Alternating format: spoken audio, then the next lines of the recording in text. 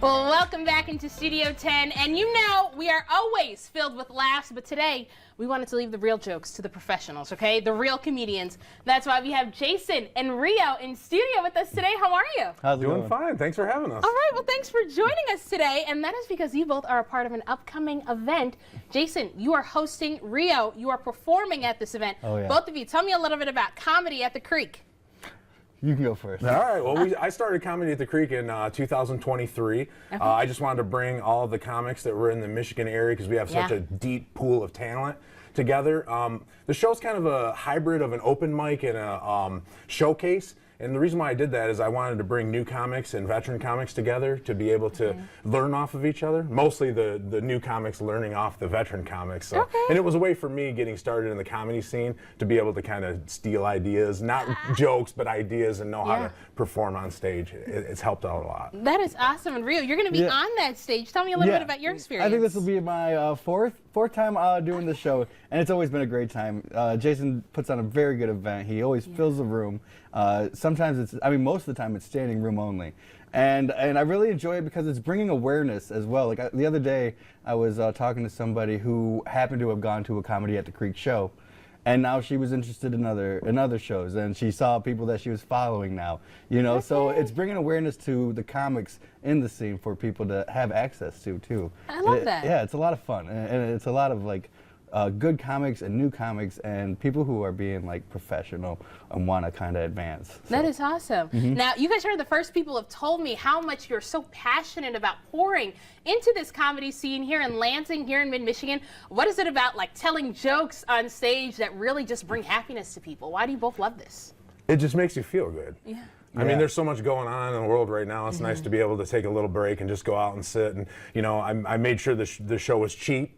You know, you're taking your kids out and you're spending all this money doing this and that, but you know, for $5 you can come out and see 10 comedians. I mean, where can you go have entertainment like that? Exactly. And it's just, it's a good time, and everybody has a great time, and they're comfortable there, and it's a comfortable location, and that's what's important to me. Absolutely. Just bringing people together to laugh. Yeah, and just like how you mentioned. Yeah, and then as a performer, being able to be in a room or a venue that has that many people packed into it, you know, with that much attention to the performers, you know, needs as well. Like, he really caters to the comics to make sure that we have the best experience performing for them, as well as the audience has as, you know, viewing. So that's one thing I really enjoy about Comedy at the Creek is how much he takes care of the comics as well as the audience. You know, he's covering both ends really well. It's important. Well, look at that, Jason. The fact that you're looking at the whole experience for everybody as well. Now, Rio, without giving all your jokes away, tell us a little bit about what we can expect from you. Yeah, I mean, I love doing comedy. I love it.